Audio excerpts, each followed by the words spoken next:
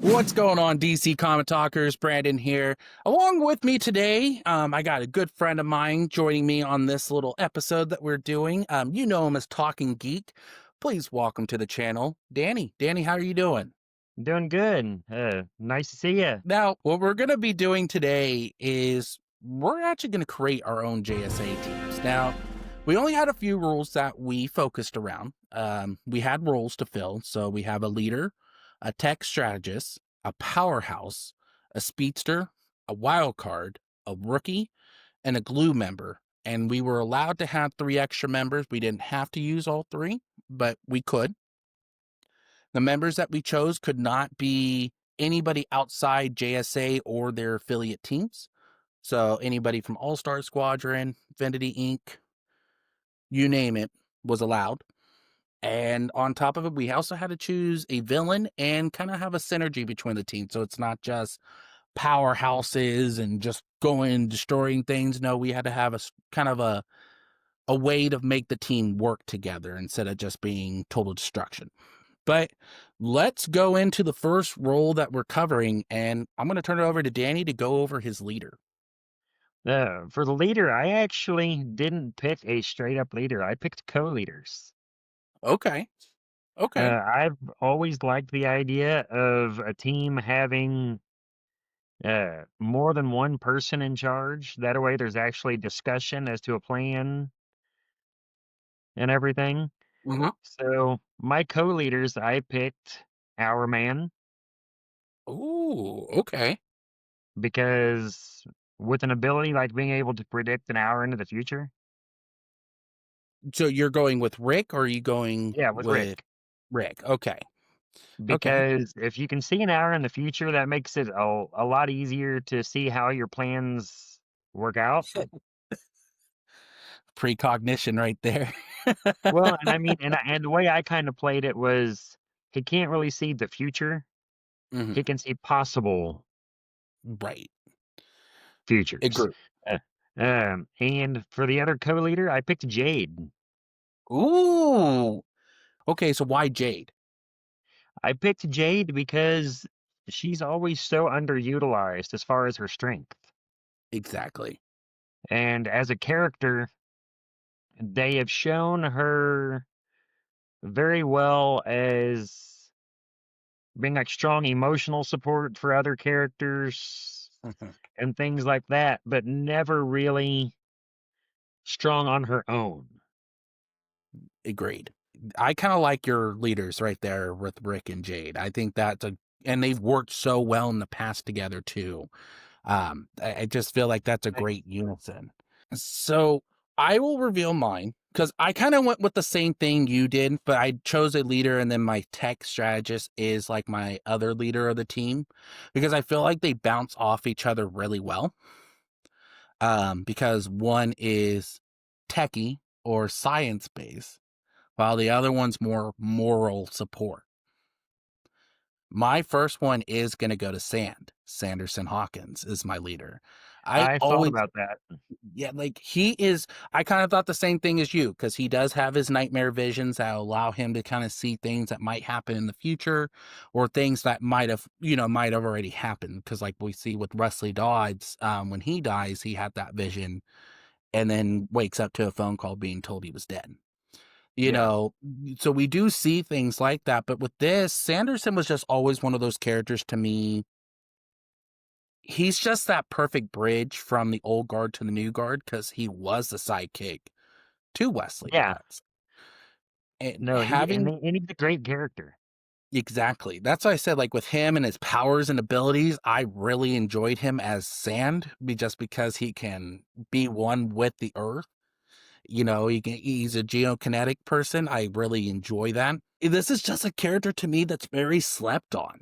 So it's like I want Right. to see more with him. And this was like when I came up with my leader, this was like, yeah, this is who I want. And by the way, coolest design of a uniform I've seen in years. Like just to see the bodysuit and the gas mask, the way he looks more tactical. But his heart is I different than don't know when you gotta admit he got his costume abilities, his design yeah. abilities from his legacy. Yeah, Because I agree. Wesley Dodds, that costume He is is. just a trench coat and a gas mask coming at you. That I'd that's be scared too. that I you gotta admit that's just awesome looking. so let's go to your tech.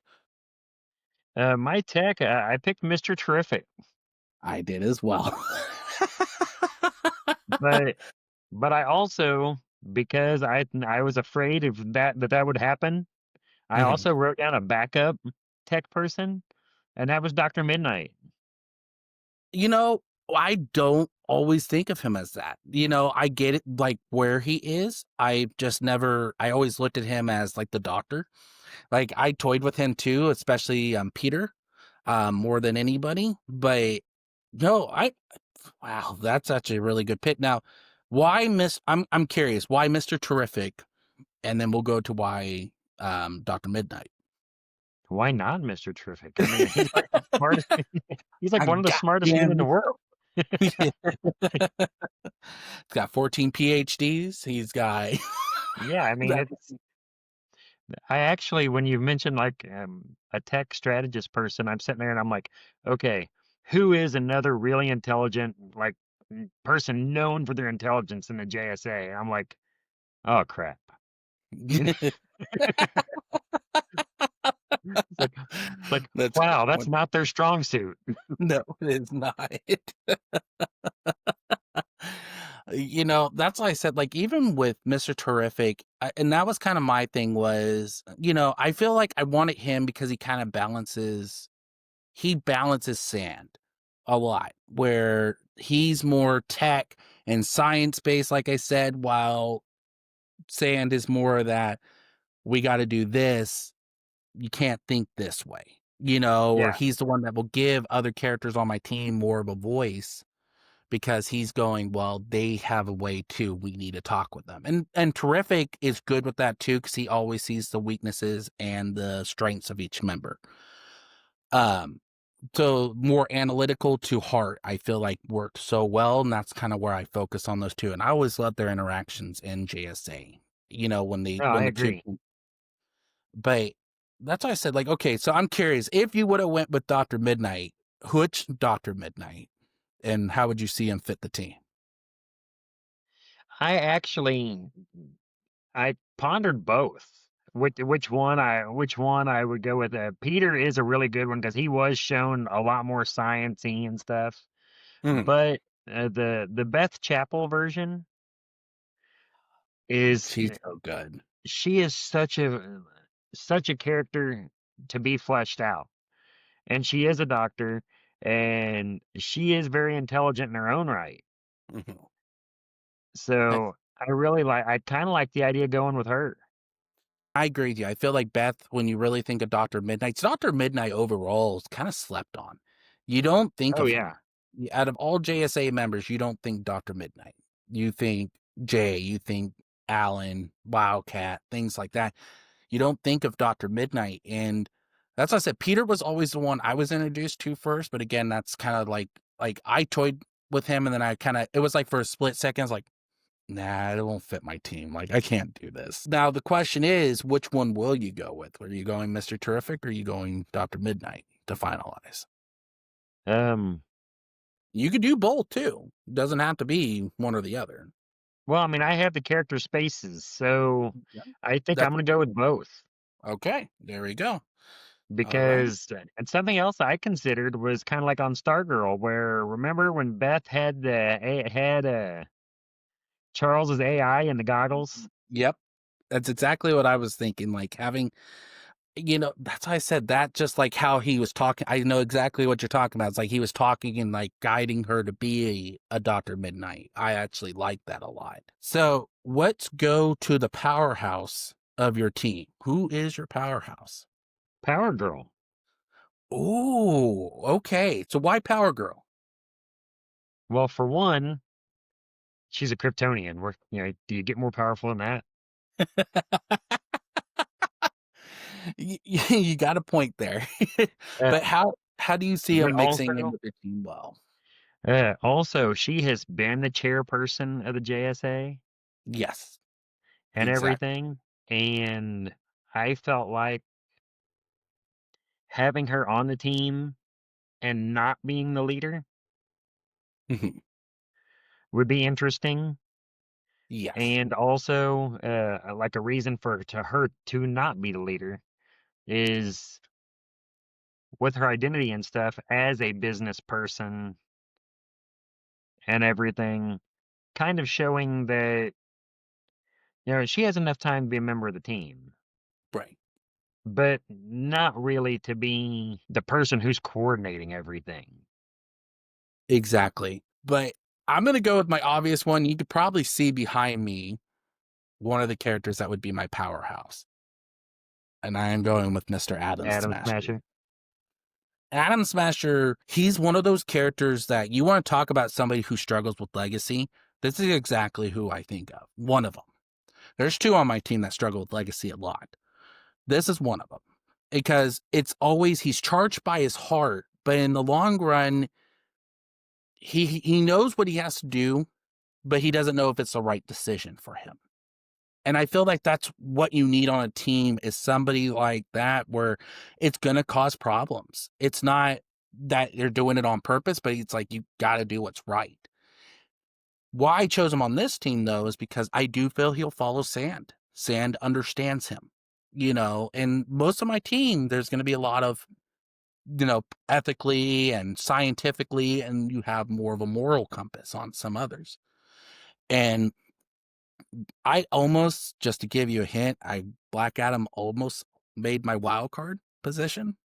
I was tempted for him for my powerhouse at one point. Yeah, yeah, people tend to forget he was on the JSA at one point. Oh But yeah, Adam Smasher, I've always loved that morally gray hero on the JSA. Something I don't feel the JSA did a lot of. And having finally a character who's that morally gray, is he good, is he bad situation, I think works. But he also spells redemption. And that's what I right. feel team I could see this being the Atom Smasher after Black Rain, where he's coming back and trying to, I'm trying to repent for my, my issues, repent for everything I've caused and be a better person. And I think Sand would be the first one to go get in here. Let's help See, you. and I had considered him for a powerhouse, and then I had kind of when I knocked him out for that, I kind of forgot him for everywhere else. He is one that I will probably be adding into a different role. Hmm. Okay. Ooh. Now you got me interested a little bit. But let's do this. Let's go into your speedster. Who is your speedster? My speedster is Jesse Quick, Oh my god. I never did. but I will admit that I struggled with picking her for a speedster. She is because she's legacy of two characters, Jesse Quake and Liberty Bell. Right? And or Johnny Quake, my apology. I say Jesse Yeah, Quick Johnny again. Quick. Johnny Quake and Liberty Bell. And because she could also be a speedster or a powerhouse too, because of how strong she Right. is. But I'm glad I'm not the only one that did it though. So I'm kind of happy with But that. but see, I But almost went a completely different route with my speedster. who did you almost go with is now the question. I almost went with Max Mercury. You know, that was funny enough. That was one I was thinking of. Like I had two members, and that was the second one I had. And then I said no because with the one I was going, I didn't feel like he fit the team. So I went I went with Jesse. Um, then you got husband and wife on there. Right, and that's part of the whole aspect of team. I've always been drawn to teams kind of like the Titans and stuff, Mhm, where there is a built-in reason why this team is together. exactly. Uh, you notice a lot of my team, they're already very familiar with each other. Yeah. It, that's why I said like with Jesse too. Like having that this is remember I said I have a lot of techie and then I have a lot of personal. She's that mix of both. She can be very Yeah, personal, but she's very smart and very intelligent. She's a businesswoman. You know, like I looked at it this way: if I got Sand to be my main leader, that leads with his heart and leads with the wiser, head, to Mr. Terrific being the leader that goes, you got to think scientifically. She's the one that's going to put it into action. Like, she's the one that's going to be like, let's do this. Stop second guessing. Let's go do this. Right. It could be good, it could be bad. But, that's why I always liked her too. But I also kind of like the whole thing of, like you said, it's that she's always out to prove herself too. And that's something else Right. I've always enjoyed about her. Like, to have that, and to, like, Max Mercury would have been an interesting pick. And that's why I said for a split second, I had those two and I had Jay. But Jay was the first one to eliminate because I try to stay away from, like, founding members, even though I do have a founding member on my team. But yeah, Jessie Quick was like, yes, like, she's one of my favorite characters of all time. Now, let's go to your wild card. Who is your wild card on your team? Well, the wild card that I had originally picked was Obsidian Whoa. Okay. Okay. Why? because he does struggle so much with the darkness Mhm. in him and everything. Yeah, And then with that also being his power, I mean it's got to draw. it does. And then my other one, because when I told you I fit in Atom Smasher somewhere else, That's that would be the wild card. Is because the two of them both are very much characters that lead by their emotions. agreed. And when you're dealing with strategies and trying to save people and everything, that is a very wild card issue. Exactly. Well, it's like we said when we talked about Adam Smash just a little bit ago. He's always one that lead by his heart. He doesn't lead by what others say. But no, that's two great picks. Now are you going to have both of them on your team, or are you going to, because you do have one more extra member you can have? I've just got both of them. All right, sounds like a deal. Now, my wild card, I'm going to be honest, one of my only characters that does not have powers on a team. And if you know exactly what I mean by that, you'll know exactly what I mean. Well, he technically has one power, but he only has 9 lives to do it. Uh, I'm going Wildcat. I'm Ted Grant. This might not be the I classification. struggled with that because I was like, man, Ted is such a good character, and I love seeing him on a book.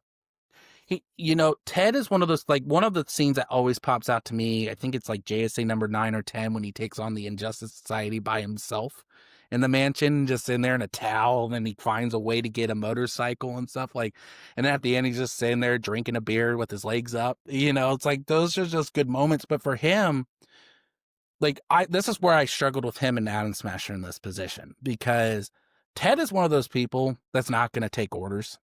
He's going to Right. do what's necessary. And that means I got to do this and jump in early and not look at everything. That's something I do feel Ted would do a lot. And to being that person that doesn't have abilities, like Terrific does, he doesn't have abilities, but Terrific is very smart. That And and he that also, intelligence is kind of an ability, yeah, but but only and at that's that what I level. mean. Ted is a boxer, but he goes, again, another character goes by his heart and not always what is necessary. And that's why I always liked him. I've always loved his design, and that wasn't the Oh reason why I yeah. chose him, but I wanted somebody to have a Wildcat suit on him. But I just, there was really no ifs, ands, or buts when I came up with him on this team. I was like, I want Ted. Where? I don't know, but I'm going to make it work somehow. And he is my only, even though he's not one of the founding members of the team, he is one of the older members of the team. Yeah, I kind of consider him a founding member. I mean, He's been around the same time frame as JSA we even formed. So I agree with that. Like, so yeah, I just, I actually considered for the wild card. I considered Wildcat, but the thing is because he has been killed off and been, you never know with the whole 9 lives ability where they're going to go with it. Uh, I actually considered Yolanda. That was where I Yeah. considered her. Uh, but let's go into your rookie because this is where I'm kind of curious to see who you have as a rookie. This was honestly the one that you got me to where I was probably struggling the most with Hmm. because I went through so many ideas in my head of what I was going to call a rookie Hmm. in this concept. Uh, and I went with Stargirl, Oh, okay. Okay. just because even though she has been around for a while now, Hmm. compared to the others, she hasn't. Yeah. Uh, for And she has that rookie mentality. She right. does. She truly does. She knows the purpose of the JSA, but she has that rookie mentality.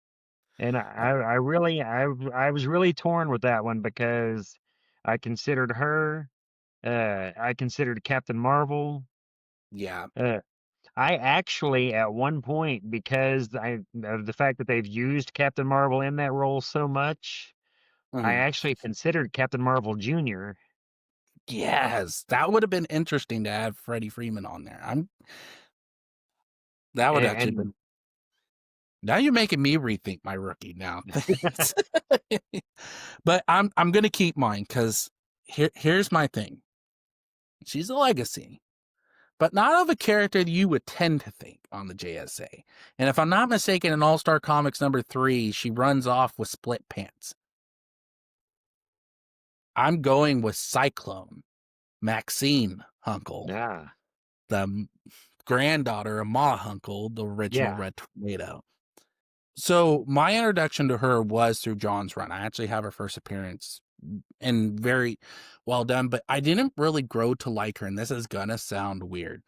I didn't grow to start liking her more till about Black Adam movie time frame because we found out she was one of the main heroes. And I didn't know tons about her. I knew a lot about Atom Smasher and Dr. Fate and Hawkman that I was kind of like, I want to learn more about her. So I went and reread JSA or Just Society of America through John's eyes and just fell in love with her character and she just is a real great character. and that's what I said. Like she's even though a lot of my characters have the issue of dealing with legacy and how they come across with it, she embraces it. Yeah, She embraces that whole thing. Like, and yes, Ma Hunkle will be the person that runs my house. Okay. I want my Ma Hunkle in there and running that place to the T. I I just really like her. She's not only dangerous in the field, but she's a genius level intellect. She goes to Harvard University. That's how good she is. Like in just doing that, but she's also not only that. What I also find with interesting with her is that even though she's a legacy, she's still building her own person because technically her power set's totally different than what even Ma Hunkle's was, and even then, that's what makes her so interesting. Is that she is a legacy, but not in reality. Like she's right. making her character. She is her own hero, and I feel like with my team, with where it's going, she's one of them that's going to bring life, and I feel like she is going to be one of my more eccentric characters in my story and my villain. Um, a lot. So let's go to the last roll, and then we'll kind of fire off the extras. Well, you already kind of went through your extras with the extra ones Yeah. we had, and I'll kind of go off my other ones. Who's your glue? Alan. Alan, there you go. Alan's. So, what made you go with Alan? Because that's kind of interesting. Because you got father and daughter and son on the team too, which we also know him and Todd don't always have the best relationship at points. Right. So I'm curious why Alan Scott. I went with Alan because Alan, he kind of like he is him and Jay are the JSA, Yes, exactly. and I thought having him as the glue kind of fit because this way, I mean, Alan is power. I mean, let's face it, with the Starheart and everything, he's the OG Green Lantern. Uh, He's afraid of wood. mm, yes, he is. I don't know. I don't know which is a worse weakness though, wood or yellow. I He feel listens to like that cold. if you took a 2x4 and painted it yellow, you can take on any Green Lantern. Sinestro learned from this week.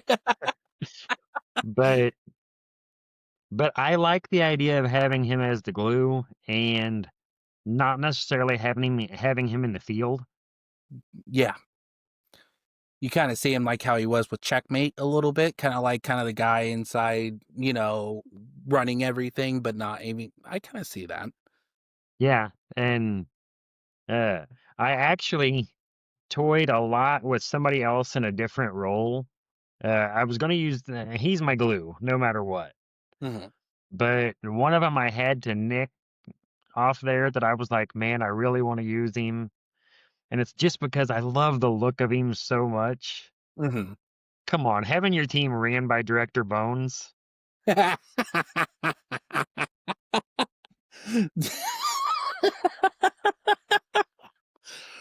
I don't even think about him anymore.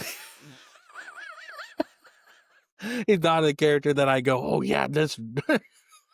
Oh man, Man, that. I love like the Mr. Bones costume is like, okay, that's a creepy looking costume.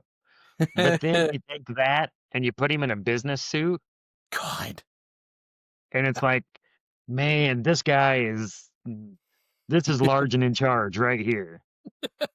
that's good. I like that. So I'm gonna admit, my glue you've already mentioned, and it is gonna be Rick Tyler. Like I always feel this is where I said and how I said with Adam Smasher, he's one of those characters that still struggle with that legacy. This guy severely struggles with his legacy. He not only took on the mantle, but the issues that came with it and the addictiveness and everything like that. Like this is a character. Now, this might sound weird to have him as a glue, but why I chose him as a glue is because he'd be the first one to calm somebody down and know and teach them about their limits. He knows from experience what limits can do if you go over your limit. He's the first one that's going to say, no, I don't think this is right. You have that, you have the one that can lead with his heart and can be strategic. You got this techie and science person. You have the gray character. You have the character who puts it in action, and you have the character that will go, nah, I don't like that. So you kind of have all kind of different fronts and how you look at a situation. And Rick is one of those people. Rick's going to go, you know what? I don't want that because that's not a good idea for him, or her, or Yeah, whoever it may be. He's the one that's going to teach them and be that father figure. Like, I agree with you. Having Jesse and him on a team, I always loved that married couple concept. Like, and Jesse and him would be the mother and father to a lot of the new rookies on my team. Cyclone, I know, would get close with Jesse like that, and yeah, Masher and Hourman are already close like that, Like it's just one of those characters to me. Rick always stands out. He's one of my favorite characters of all time on the JSA over Rex. I'll put it out there and might get me some heat. I like Rick more because I feel Rick has more issues and more not that's not why I like him, but I love how he overcomes those issues yeah. and is willing to teach the next generation this is what you need to do and be able to share that experience. And with that Miraclo power, which only gives him, yeah, he might be one of the weaker characters on my team because after that, he's pretty useless. But for him, he's learned other things to make him more of a valuable member on the team. And that's what makes him so interesting with this team. Um, that's what I Well, said. with that Miraclo power though, and with the hourglass and being able to see an Yeah. hour, Yeah. something that I think is interesting is can you imagine showing a battle and then somebody being like, you know, "Y- take the pill, and he's like, not yet. Because with that would be a temptation. And knowing that, you know, I've got this that I can use, but I've only got it for an hour. Right. And the thing that I kind of like too is he walks that line. It's the whole thing of he knows what this will do to him.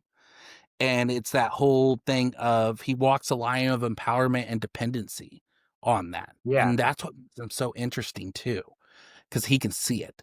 Like I almost chose what's his face, the robotic, the android. I can't always remember his name for some reason. Oh, Matthew Tyler. Thank you. I almost went with Matthew because I wanted the boat, but then I said no, I wasn't going to do that. I toyed because with the villain I chose, I feel like it would have worked. But I was like, I don't know if I want that. Like, I don't know if I could see that. But I'll rifle off my extras and we'll go into villains because you already used your extras. Yeah. Um I did choose Jade as one of my extras. Um like we've already talked about as the doubter of Alan Scott, and it kind of gives me my legacy for him. Um she's that hope and compassion that I feel the team needs, and she just works so well. Stargirl was the other one I had. Her and Cyclone have always worked well as a team. Um, she's a stepdaughter of Pat Dugan, which I almost had Stripe on here as well, but I said I was no. tempted with him. Yeah. like, like I almost chose him as my techie if I didn't go with Terrific. And then I said no because I don't feel he's as he can't. He's not a good leader, if that makes sense. He could be a good mentor, but there's a difference of being a mentor and being a leader. And I just don't feel he would be a good leader for them. But and he gives me a little bit of sarcasm on my team. I need a little bit. I just need a tiny bit. And my last one is a fate, or well, he is a fate, but he's the legacy of not only Doctor Fate, but he's also the legacy of Hawkman and Hawk. I went with Hector Hall as Doctor Fate. I kind of want that. I want this to be the man who forms this team. This is the guy who comes out of history and going, "Hey, this villain is causing chaos. This is what I need." And Like the Hector new being, Dr. Fate. yeah, or Hector was the Doctor Fate. Oh, Remember? Hector. Okay, I Yeah, misheard you. yeah, yeah. Yeah. Hector Hall. Yeah, I liked Hector Hammond. I Or like not Hector Hammond. It wasn't Hammond, Hector was it? Hall. Yeah, Hector Hector Hall. Hall. Yeah, Hector I Hammond like is a Green Hector. Lantern villain. I just love Hector. I always have. There's just something about him that I like him more than Kent. And again, that might get me some heat. But I always like that it's not only a legacy of one character, but it's a legacy of multiple characters and from two different outlooks and things too. And I like the fact that he carries a destiny of not only magic, but reincarnation, which is kind of interesting too. We saw that in the JSA Robinson and John's run with the whole resurrection situation. Um, but I feel like again, this is another one that will bounce off Terrific really well because we know Terrific does not believe in all that, which is Right. Terrific's one of those characters to me that doesn't make sense to me that way. But kind of like Batman. I mean, how do you sit there and be like, I don't believe there are gods. Hi, Wonder Woman. Yeah, it's like, well, like even Terrific got his mantle or was told the mantle by literally the spirit of vengeance, God's Right. personification, vengeance and wrath. Like, how can you sit there and go, you know what? I don't believe in this, and then talk to somebody like that, and then you talk to somebody like, Hector, and it's like, oh yeah, it's fine, like it works. No, now I will admit, though, that you picking Hector, there was something that it did go through my mind that I almost used for a character for one of my characters, which one was that? and that is the fact that there is a new Silver Scarab, I forget about him too. and That it's was a good, Dan Garrett, yeah, that's a good pick. and because I almost went a completely different route with my Justice Society, and that was going to lean heavily into the All Star Squadron, Yeah, like but I was like, a lot of the older characters, wouldn't it be great to, you know, y- and And I ended up going back and going with what I did. Well, like one of the other character you could probably see right here, the other one I toyed with was Mr. Jack Knight. And Yeah, having, but I, again, it was like, how can I make him fit this team? And I just feel like with his sarcasticness, but not only that, I just feel like he would have just been a wild card. And I don't know if I wanted him for that position. So I just went, nah, I've got to pass on Jack. But and then that's when I came up with like I still need a star legacy, and then that's when I went with Stargirl. yeah, So I was like, at least get her in here. But we talked about our villains beforehand. I think it's time to talk about it because you and I do have the same villain for the team. But yes.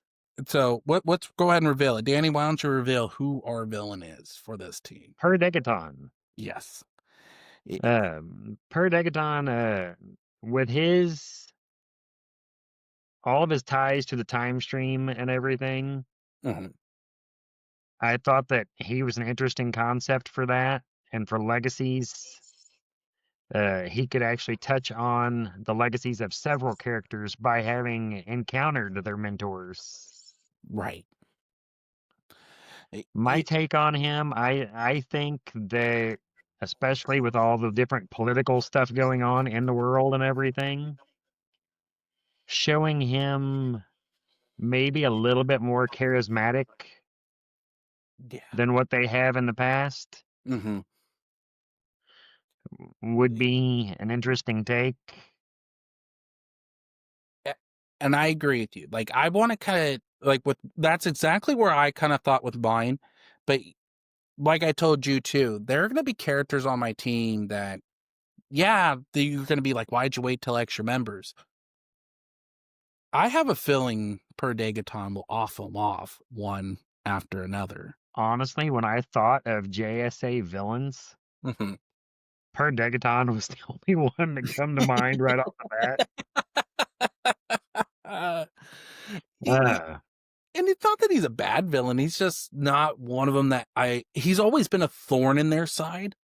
But he's right. never been a big threat, and I will give credit to Johns being the one that made him an actual threat. Because you wouldn't think of somebody like that to be, oh, he's gonna cause off chaos. No, the guy doesn't have no powers, and yet he But made it an army. He did everything. Like that's why I told you, like even with mine, I toyed with doing like an Injustice Society situation because then I could have kind of like one person from their past now has to face their legacy. But I kind of went, you can't do that with Stargirl because Stargirl's main adversaries are her own. But when I thought about it more and more, and I know when you and I talked beforehand, I was like, yeah, Per Degaton is like one of the biggest villains to them. You can't go wrong with him. right. And there's so much that story can widen with him than you could do with any other villain.